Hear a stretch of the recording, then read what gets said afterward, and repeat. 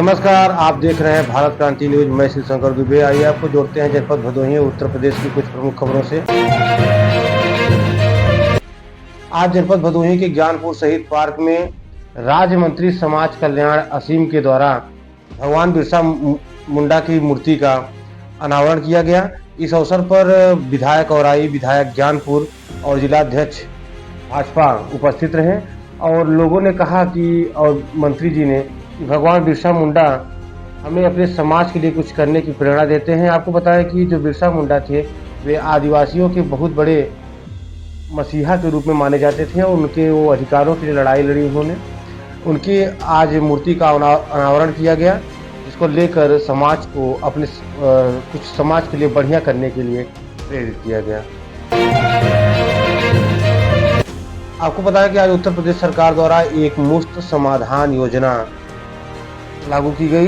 जी हाँ, जो बिजली उपभोक्ता हैं वो 3 किस्तों में अपने बिजली का जो बिल है उसे वे 15 दिसंबर से 31 जनवरी तक 47 दिनों तक वे 3 किस्तों में उसे जमा कर सकते हैं और 30 सितंबर तक जिनका जितना बिल बकाया है उसका 30% देकर इस योजना का लाभ वे उठा सकते हैं। और जिनको अपने बिल के बारे में अधिक जानकारी लेनी है, एक मुफ्त समाधान योजना के बारे में जानना है, वे अपने नज़दीकी पावर हाउस विद्युत उपकेंद्र जो होते हैं वहां जाकर इसकी जानकारी एसडीओ जेई सर के माध्यम से ले सकते हैं। आपको बताएं कि संयुक्त कृषि निदेशक विंध्याचल मंडल अशोक उपाध्याय ने आज विभिन्न कृषि बीज भंडारों का निरीक्षण किया और किसानों से संवाद कर बीज की उपलब्धता और आदि उनके सुविधाओं के बारे में जानकारी दी। निदेशक महिला कल्याण विभाग लखनऊ एवं जिलाधिकारी के निर्देशाक्रम में मिशन शक्ति अभियान के तहत आज जनपद भदोही के सभी विकास खंडों के विभिन्न विद्यालयों में, इंटर कॉलेजों में जो बालिकाएं हैं उन्हें टोपी और टी शर्ट देकर महिला जागरूक के अधिकारों के प्रति जागरूक किया गया। और जो भी टोल फ्री नंबर है मुख्यमंत्री के द्वारा, हेल्पलाइन नंबर है जितने भी, और जो बालिकाओं से संबंधित जो भी योजनाएं हैं, उनके सशक्तिकरण से संबंधित जो योजनाएं हैं उनके बारे में उन्हें विधिवत जानकारी दी गई।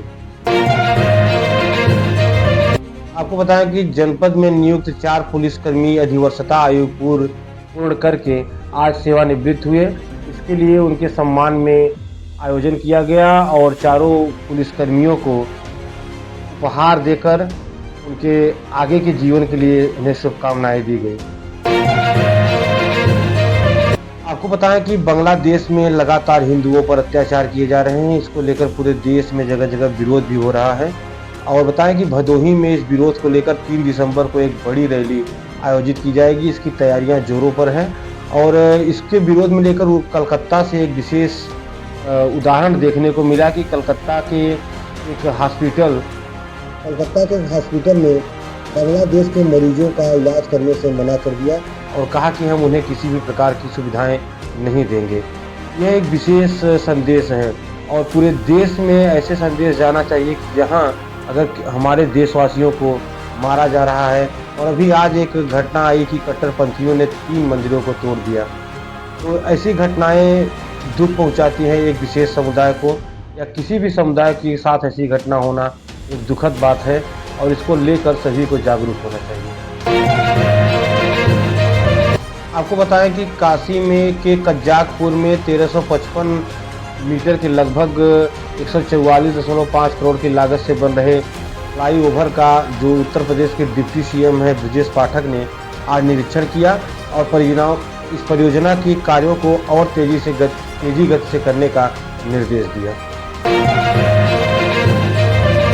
आपको एक घटना बताएं, प्रयागराज के नैनी थाना क्षेत्र अंतर्गत एक युवक जो कि 21 वर्षीय था, वो अपनी बहन की शादी में सामान खरीदने आया था और लौटते समय छिउकी के पास, पुलिस चौकी के पास एक डंपर की चपेट में आने से उसकी दर्दनाक मौत हो गई। डंपर लगभग 100 मीटर तक उसको घसीटता रहा, जिससे उसके सिर के चिथड़े उड़ गए और मौके पर परिजनों का पहुंचे तो उनका रो कर बुरा हाल हो गया। पुलिस ने पोस्टमार्टम के बाद शव को परिजनों को सौंप दिया। आपको बताएं कि 30 नवंबर शनिवार को उसकी बहन की शादी होनी थी। उसका शाम को अंतिम संस्कार किया गया। इससे बड़ा ही दुखद माहौल है पूरे क्षेत्र में। उत्तर प्रदेश से एक विशेष खबर आ रही है कि सपा अध्यक्ष अखिलेश यादव ने संभल हिंसा में मारे गए परिजनों को 5-5 लाख रुपए मुआवजा देने का ऐलान किया है। हाँ जी हाँ, उन्होंने संभल हिंसा में मारे गए परिजनों के बारे में बताते हुए कहा कि उनके परिजनों को लौटाया नहीं जा सकता, लेकिन यह उसको कुछ राहत देगा और सरकार को इस पे निष्पक्ष भाव से कार्य करते हुए कार्यवाही करनी चाहिए।